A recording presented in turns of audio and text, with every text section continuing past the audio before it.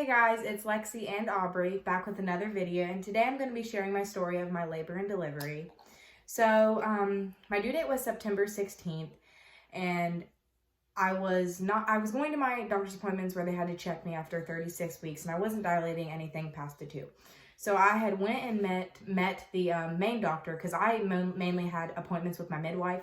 So I went and met my main doctor for the first time ever, just in case my midwife wasn't on duty if I had went into labor by myself. And I had talked to him about if I should schedule an induction because I have epilepsy, and I didn't know if I were to have a seizure during labor, I would probably have to have a C-section. So I wanted to talk to him about that, and he recommended that it would be best I schedule a induction so they could have a team ready if something like that were to happen. And they scheduled my induction for September the 15th to go in at 6 p.m. And that day had came around, and I went in at 6 p.m. and they started me on an IV with saline at first, and they were supposed to put the Foley bulb in to help me dilate to 3 to 4, I think. But when they checked me after I got there, I was dilated between 3 and 4. So everything was smooth for a few hours, I could eat, and then 9:45 rolled around, and they were going to check me again, because if not, my grandma and my mom were there. My grandma was going to have to leave at 10 because that's what time visiting hours were over if I wasn't in active labor. Only one person was allowed to stay if I was not in active labor, and that was going to be my mom. Well, anyways, she checked me again, and I was dilated to a 5, so they considered that active labor. After that, I wasn't allowed to eat or anything anymore. I think the only thing I could have was ice chips. And everything was going pretty smoothly. My contractions obviously were getting stronger. And then I was doing pretty good until around 3 in the morning, and she had checked me, and I was still only dilated to a 5. So I wasn't really progressing. So they got my epidural. I chose to get my epidural because I wanted to try to get some sleep, because they were starting everything at 5 a.m. my Pitocin to speed up contractions. And they had warned me that the epidural would slow down my contracting and stuff. So I was like, okay, that's kind of expected, because I had read up on a bunch of stuff before I had went to have her. So I kind of expected that. So I got it, and after having it, at first, I was pretty numb. I was feeling pretty good. I didn't really feel the contractions, and then it ended up only being on my right side. The left side of my body, the epidural wore off. I felt everything. It was not numb at all. And the right side of my body was only a little bit numb. I couldn't feel everything, but it was pretty numb. Just, I could still move my legs and stuff.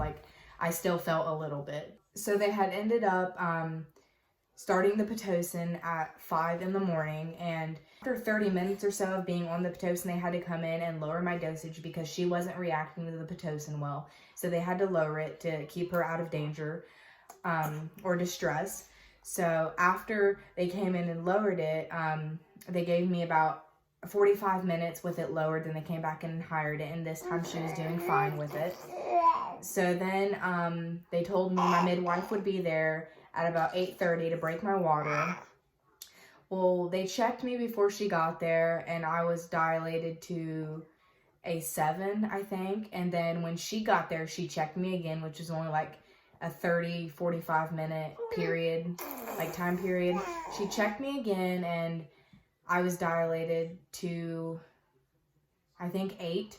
And then the nurse was in there when she checked me, and she said, if you feel pressure or your contractions are worse, or you feel like you have the need to push, then let me know. And I said, okay. And then literally 10 minutes, not even 10 minutes later, I felt like I needed to push. She came back in there and checked me, and I was fully dilated to a 10.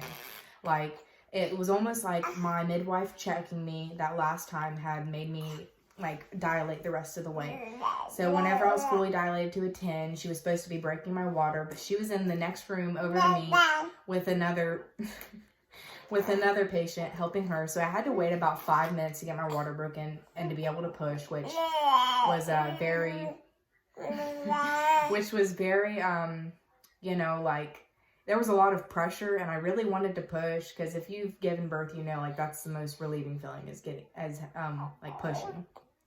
So she had finally gotten in there and broken my water, and that was also a big relief. But after she broke my water, she dropped into the birth canal, and it started hurting. I ended up getting sick, so I had to have one of those little bags that they give you when you get sick. I got sick, and then after I stopped getting sick, they was telling me to push, and it only took me 10 minutes to push, and she was out, and I was in labor for 11 hours and 54 minutes. And after she was out, we did skin to skin for 2 hours. And after we finished doing that, they weighed her and measured her, and she weighed 8 pounds and 13 ounces, and she was 19.5 inches long. It was a pretty smooth delivery and labor, like nothing major had happened. And when she first came out, she didn't cry at first, so I was like, what's wrong with her? Is she okay? But she just ended up swallowing some amniotic fluid, so they sucked it out of her mouth, and then she started screaming, so I knew she was okay. And it was like the best feeling ever, them laying her on my chest, and I couldn't be more grateful for her. It was the happiest time of my life, and she just came out with this head full of hair, and I was so relieved because I wanted her to have hair, and I was afraid she wasn't going to have any, but she came out with all kinds. And we had stayed in the hospital the night of the 16th and went home the 17th, so we was only in there for 2 nights, which was really good because I was ready to be home in my own bed with my baby, like just us, and my mom, of course, because she's helped me through the whole thing. Well, when we got home, it was just great. Like, I was so happy to have her home. It was definitely a big change, do not get me wrong. Like, getting up in the middle of the night, whenever I was pregnant, I could sleep and didn't have to get up unless she was kicking me. But getting up in the middle of the night with her when she was crying, needing a bottle, or needing her diaper change, but I wouldn't change anything for the world, and I am so thankful for her.